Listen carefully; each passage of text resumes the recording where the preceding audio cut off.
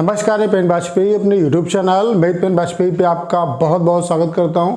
Thumbnail से देख के आपको पता चल गया होगा कि आज की इस वीडियो में हम लोग किस टॉपिक पे बात करने वाले हैं। जी हाँ, आज का हमारा जो वीडियो है बेसिकली 2021-22 के लिए जो बच्चे CHSL की प्रिपरेशन कर रहे हैं, मैं आपको आज मैथ्स की कंप्लीट स्ट्रेटजी बताने वाला हूं कि कैसे आप मैथ्स में 50 आउट ऑफ 50 स्कोर कर सकते हो। और दावे के साथ मैं कह सकता हूं कि अगर जो बातें मैं यहां पे बताने वाला हूं उनको अगर आप फॉलो करेंगे तो डेफिनेटली आपके नंबर 50 आउट ऑफ 50 आ सकते हैं। ये कोई बहुत बड़ी बात नहीं है। आज जो सिनेरियो चल रहा है इस टाइम पे, उसमें 50 में 50 नंबर आना कोई बहुत बड़ी चीज़ नहीं है। बस आपको थोड़ा सा एक सही डायरेक्शन में काम करने की ज़रूरत है। और हाँ, एक बात और मैं कहना चाहता हूँ कि अगर आप ये सोचते हैं कि सिर्फ यूट्यूब पे ही पढ़ के आप बहुत अच्छा स्कोर कर सकते हैं तो बिल्कुल गलत है। आप यहाँ से जो अच्छी चीज़ें हैं उनको आप कैप्चर करिए, बाकी आपको फिज़िकल मेहनत करनी पड़ेगी, तभी आप बहुत अच्छा स्कोर कर पाएंगे। और ये सलाह मैं आपको इस वजह से दे रहा हूँ क्योंकि अगर आप दिन भर फ़ोन पे ही यूट्यूब पे ही वीडियोस देखते रहते हैं और आप फिज़िकल मेहनत नहीं करते हैं तो आप बहुत अच्छा स्कोर नहीं कर पाएंगे। ये कटु सत्य है, ठीक है। तो जो भी बातें मैं आपको बताने वाला हूँ, जो कुछ आपको बताऊँगा, उसके लिए फिजिकल मेहनत आपको करने की ज़रूरत है, यानी कि इम्प्लीमेंट करना पड़ेगा, तभी आपको इसका रिजल्ट मिलेगा। आपको मैथ्स में 50 आउट ऑफ 50 स्कोर करना है तो 3 चीज़ों पे आपको फोकस करने की ज़रूरत है। पहला है आपका बेसिक, दूसरा है प्रीवियस क्वेश्चन और तीसरा है प्रैक्टिस। सिर्फ इन 3 चीज़ों पे आपको फोकस करना है। आप 50 आउट ऑफ 50 स्कोर कर सकते हैं, चाहे वो CGL का एग्ज़ाम हो, चाहे CHSL का हो, चाहे MTS का हो। बेसिकली हम यहाँ पे बात करने वाले हैं CHSL की। तो बेसिक में क्या है, बेसिक आपको किस तरीके से कवर करना है उसका भी मैं सारा प्रोसेस बताऊंगा कि एडवांस कैसे पढ़नी है, अर्थमेटिक कैसे पढ़नी है, किन बुक से पढ़नी है, क्या क्या पढ़ना है, किस तरीके से पढ़ना है, क्या छोड़ना है, वो सारा कुछ मैं आपको बताऊंगा। और अपना जो आपका प्लस पॉइंट है उसके हिसाब से आप चीज़ों को आप स्किप भी करते जाइएगा। जैसे आपको अर्थमेटिक अगर आती है तो उसका पोर्शन छोड़ दीजिए, एडवांस मैथ का जो स्ट्रेटजी बता रहा हूँ उसको आप फॉलो कर सकते हैं, ठीक है। मेरा कहने का मतलब सिर्फ और सिर्फ इतना है कि इसमें से जो चीज़ें आपको आती हैं, जैसे मान लेते हैं अर्थमेटिक में प्रॉफिट एंड लॉस आपका अच्छा है पोर्शन, ठीक है, परसेंटेज आप अच्छे तरीके से चीज़ों को समझते हैं, तो उन चीज़ों को स्किप करते जाइए। बाकी जो चीज़ें आपको नहीं आती हैं उनके लिए जो चीज़ें बताऊंगा उन चीज़ों को आप फॉलो कर सकते हैं, ठीक है। अगर हम बात करें बेसिक की, तो बेसिक में 2 चीज़ें हैं आपकी, एक तो आपका अर्थमेटिक है और एक आपका एडवांस मैथ है, ठीक है। इन दोनों पे बहुत अच्छे तरीके से काम करने की ज़रूरत है आपको। अर्थमेटिक आप कैसे तैयार करेंगे, देखो पहले तो आपको बेसिक के लिए सारी कुछ चीज़ें, जितने भी टॉपिक हैं वो आपको अच्छे तरीके से आने चाहिए। जैसे परसेंटेज में कितने टाइप के क्वेश्चन बनते हैं और परसेंटेज में लो लेवल से लेकर के हाई लेवल तक के क्वेश्चन आपको प्रैक्टिस होने चाहिए। उसके लिए भी क्या आप कर सकते हैं वो सारा कुछ मैं आपको बताऊँगा, ठीक है। अगर आपका लेवल फ़िलहाल मैं ये नहीं मानता हूँ कि आपका लेवल बहुत ही कमज़ोर है, अगर कमज़ोर है तो आज के सिनेरियो में आप एग्ज़ाम मतलब फाइनली जॉब नहीं पा सकते, ठीक है।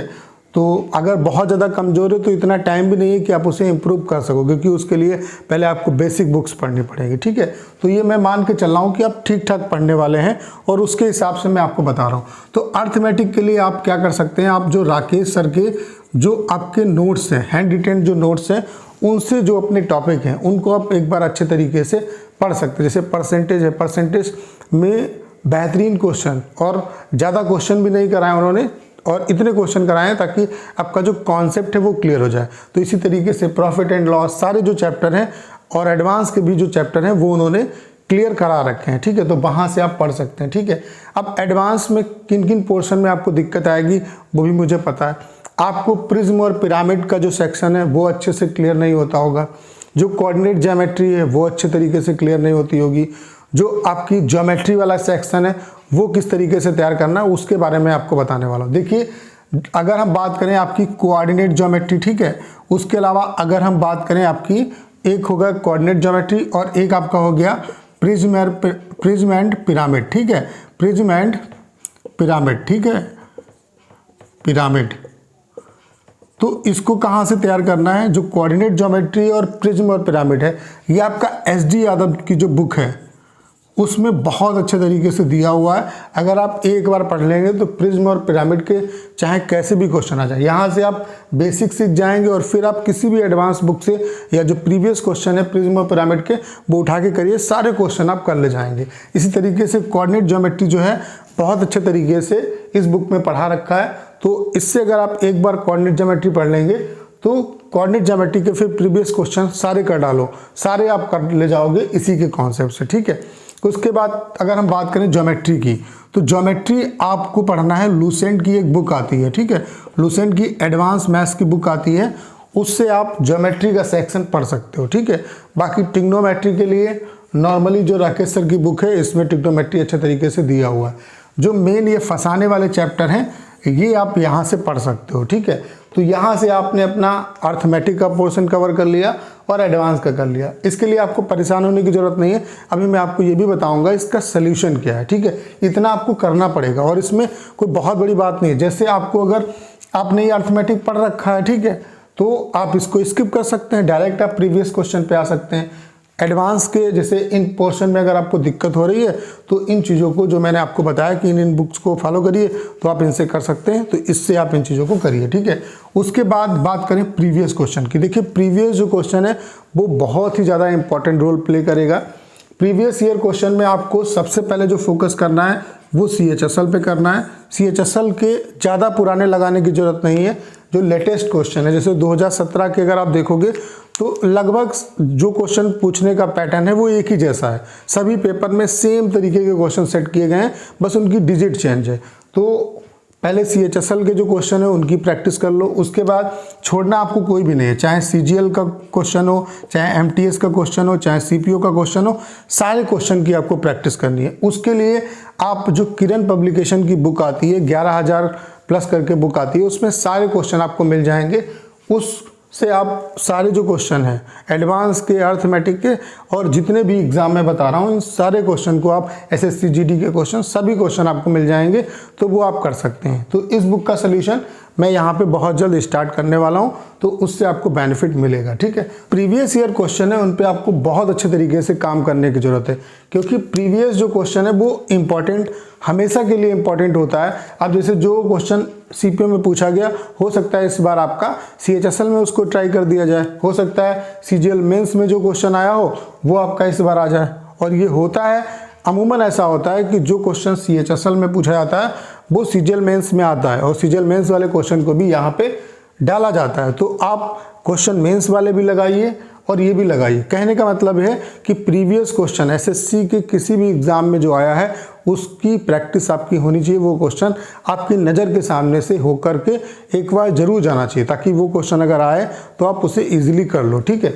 तो प्रीवियस ईयर क्वेश्चन की आपको प्रैक्टिस होनी चाहिए, प्लस आप ज़्यादा से ज़्यादा जो है इसको ऑफलाइन भी प्रैक्टिस करेंगे और ऑनलाइन भी इसकी प्रैक्टिस करेंगे। ऑनलाइन प्रैक्टिस कैसे करेंगे, आप जैसे टेक्स्ट बुक है तो टेक्स्ट बुक पे आपको प्रीवियस जो क्वेश्चन है वो मिल जाएंगे, तो आप फिजिकल भी लगाइए, ऑफलाइन भी लगाइए और फिर ऑनलाइन भी लगाइए।